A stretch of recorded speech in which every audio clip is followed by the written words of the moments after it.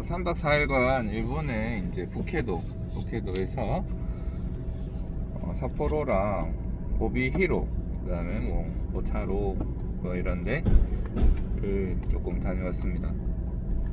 여행 관광지에 대한 얘기는 얘기를 하다 보면 조금 나올 수는 있겠습니다만은, 그런 것보다는 역시 제 원래 주제인 삶에 대한 고찰과 사람에 대한 분석, 이런 것들에 대해서 얘기를 해보려고 합니다.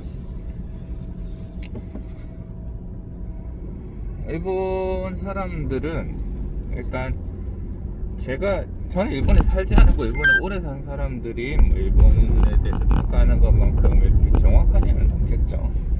정확하지는 않지만 그래도 제가 요 며칠간 일본 다녀온 느낌은 그랬습니다. 일본 사람들은 굉장히 친절하고 예의를 잘 지켜요. 그러니까 우리가 감정적으로 소모될 일이 근데 한국보다는 훨씬 적었습니다. 10분의 1? 이런 정도? 이제 저는 아침에 나가면서부터 차를 이렇게 막 길에다가 엉망으로 임시주 차랍시고 이제 차를 대놓지만 길 한복판에 대어갖고 비상 전멸등만 딱 켜놓으면 다 될 것처럼 이렇게 해서 다른 사람들이 길을 많이 막고 그러는 경우를 많이 보죠. 그 다음에 이제 우리가 차도 진행할 때 사람들 무단 횡단하는 거는 여사고 그런 것들 굉장히 많이 보죠. 근데 일본은 그런 게 없더라고요. 그러니까 딱 보면 딱 마주치자마자 어쩌고저쩌고 마스 하면서 뭐라고 무슨 마스인지는 잘 모르겠습니다만 뭔가 마스를 하고 있습니다. 그래요. 보통 오하이오겠죠, 아침에 보면. 그 다음에 우리가 뭔가 제가 마음에서 선행을 베풀면 진짜로 한 90도까지는 아니라도 한 45도 인사는 나와요. 하이! 하면서 이런 식으로 굉장히 깍듯이 인사를 해줍니다. 그러니까 보통 우리가 말을 배울 때 비속어를 먼저 배우잖아요. 저는 그럴 것 같아요. 그러니까 되게 야만적인 곳으로 가면 이제 서로가 경계와 정복의 대상이고, 일단 다른 사람의 불편함은 신경을 안 쓰고 자기 이득이 우선되기 때문에 욕부터 먼저 배울 것 같습니다. 욕부터. 다른 사람이 나에게 계속 피해를 주니까 입에 자기도 모르게 이제 억울한 감정, 분한 감정이 튀어나오는 거죠. 욕부터 나올 것 같은데, 일본에서는 제가 이제 배운 말이 원래 일본어로 못하는 편은 아닙니다만은 제가 써야 되는 말들이 아침 인사, 점심 인사, 저녁 인사, 그 다음에 고맙습니다, 그 다음에 수고하셨습니다, 이렇게 5개였어요. 그러다가 이제 조금 더 잘할 줄 알게 되면 아침 식사는 하셨습니까? 점심 식사는 하셨습니까? 저녁 식사는 하셨습니까? 요런 거죠. 그런 것들 되겠습니다. 그렇게 되기 때문에 정신적으로는 너무 평온해요. 엘리베이터 타자마자 상대방이 나한테 인사를 하는데 나도 인사를 해야죠. 엘리베이터 타자마자 쓰레기 국물 뚝뚝 떨어지는 거 들고 가고 내 발 옆에 쓰레기 국물 뚝뚝 떨어지고 그러면은 욕이 나오지 인사가 나올까요? 근데 그렇지 않더라는 거죠. 거기는 타자마자 이제 서로 인사부터 딱 하고, 그 다음에 되게 타인에 대한 강제적인 배려라고 해야 될까요? 그런 거를 지키니까 일단 정신적으로 피곤한 게 너무 없었어요. 전방에 주정차 위반 단속 구간입니다. 그러니까 타인에 의해 상처받을 일이 적다는 거죠. 나도 행동을 조심하게 되고, 그렇죠. 그 다음에 자원을 굉장히 많이 아끼고 준법 정신이 좋습니다. 자원을 굉장히 많이 아끼는데, 자원을 아낀다는 거는 지금 자기들이 가지고 있는 것들을 관리를 잘 한다는 거죠. 근데 요거는 빛과 어둠, 그러니까 좋은 장점이기도 한데 단점이기도 합니다. 홋카이도에서는 삿포로가 가장 큰 도시죠. 삿포로가 가장 큰 도시고 되게 화려합니다. 삿포로 가보면 물론 뭐 우리나라만큼은 아닙니다만은 전 또 송도에 사니까 송도에 비할 거는 아닙니다만은 그래도 화려해요. 화려하고 네.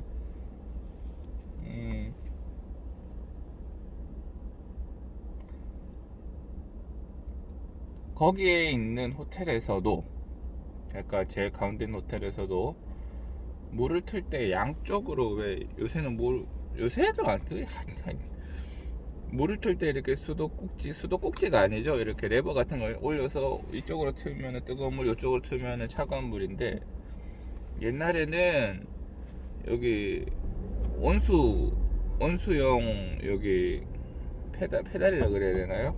이렇게 레버 있고 이쪽에 냉수용 레버가 있어서 요거 온수를 틀면은 뜨거운 물이 나오고 너무 뜨겁다 싶으면 옆에 있는 파란색 물을 조금 트는 거죠. 그러면 그 두 개가 섞여서 약간 미적지근한 물이 나오게끔 그렇게 수온을 조절하는 시스템인 거죠.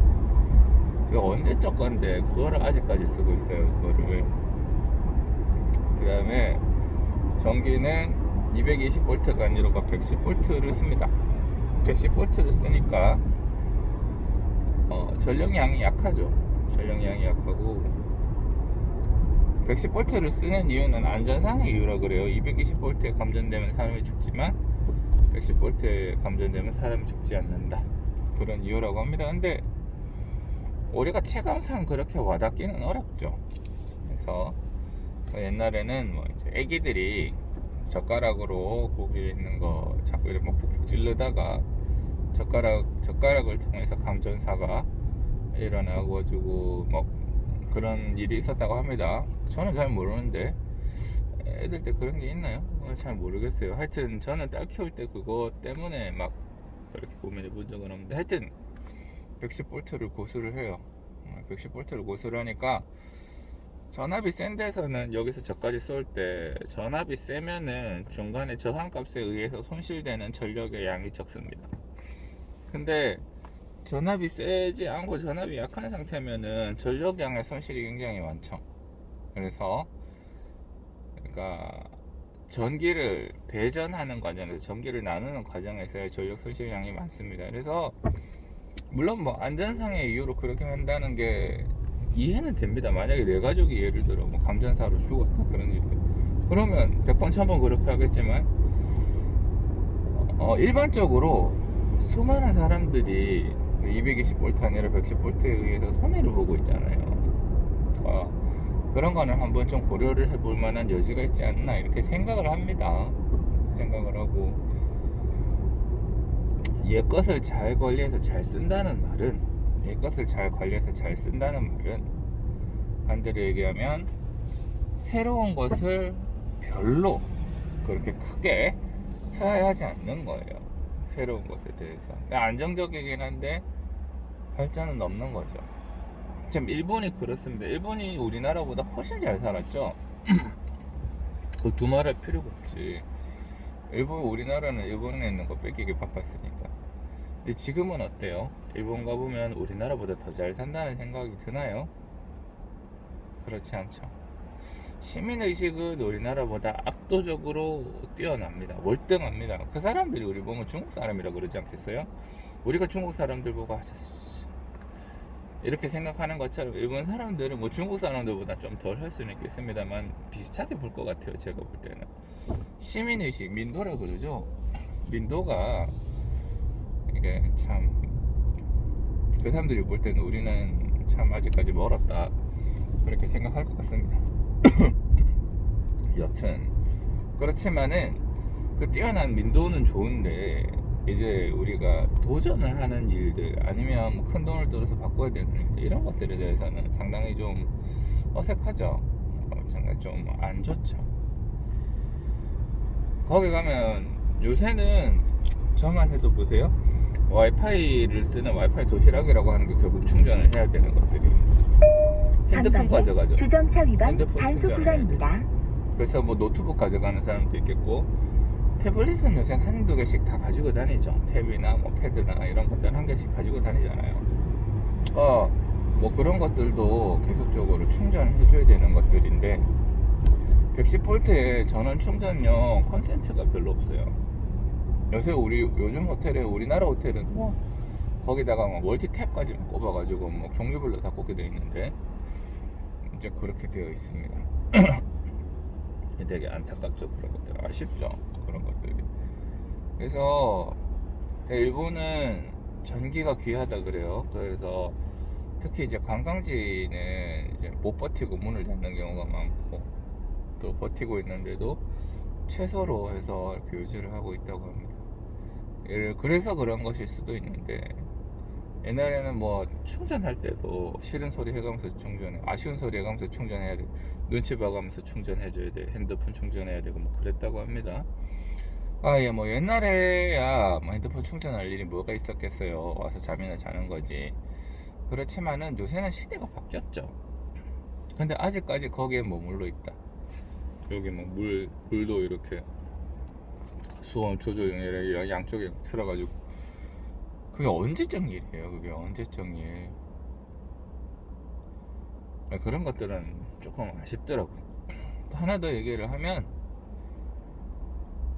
제가 온천을 갔었는데, 온천을 가면 걔들은 화장실이 굉장히 작습니다. 호텔 안에 있는 화장실이 샤워하기에 굉장히 작아요. 진짜로 작아요. 진짜로. 자동차 앞좌석 2개만 하나? 화장실이? 자동차 앞좌석 2개만 할까요? 거기에 겨우 앉아서 똥 넣을 수 있게 좌변기가 하나 있고, 그 옆에 진짜로 조그만 데다가, 진짜로 작은 데다가 뭐 욕조를 1개를 박아 넣어놨어요. 거기다 거기서 뭔가를 씻고 싶지는 않죠. 그래서 걔들은 온천이나 아니면 대욕장, 그러니까 욕실을 이용을 합니다. 여러 명이서 다 같이 쓰는 욕실을 이용을 하는데, 거기다가 수건을 비치해 놓지 않고 호텔 방에다가 수건을 비치해 놓습니다. 큰 수건 하나, 작은 수건 하나. 그렇게 해서 큰 수건들은 가지고 가는 거예요. 큰 수건은 가지고 가서 거기서 씻고, 큰 수건은 나눴다가 씻고 나올 때 그 큰 수건으로 몸을 닦고 다시 가지고 돌아옵니다. 다시 가지고 돌아오고, 다음날에 또 씻고 싶잖아요. 예를 들어 1박 2일이다. 다음날에 또 씻고 싶다. 예를 들어 오늘 저녁 먹고 저녁 7시에 밥을 먹고 8시에 온천을 즐기고 싶다고 하면 8시 온천을 갔다가 그 수건 타올, 그러니까를 다시 가지고 왔다가 좀 잘 말려서 다음날 아침에 또 쓰는 방식이에요. 그러니까 대역장 안에 수건이 비치가 안 된 거죠. 처음에 저는 그거를 몰랐어요. 몰라서 그냥 몸만 갔다가 닦을 수건이 없어가지고 이렇게 물을 말리고 이래 탈탈탈탈 털고 물을 말리고 그래가지고 어떻게 와가지고 다시 그러니까 객실에 있는 수건으로 닦았었어요. 나중에는 안 그랬지만 처음에는 그랬었어요.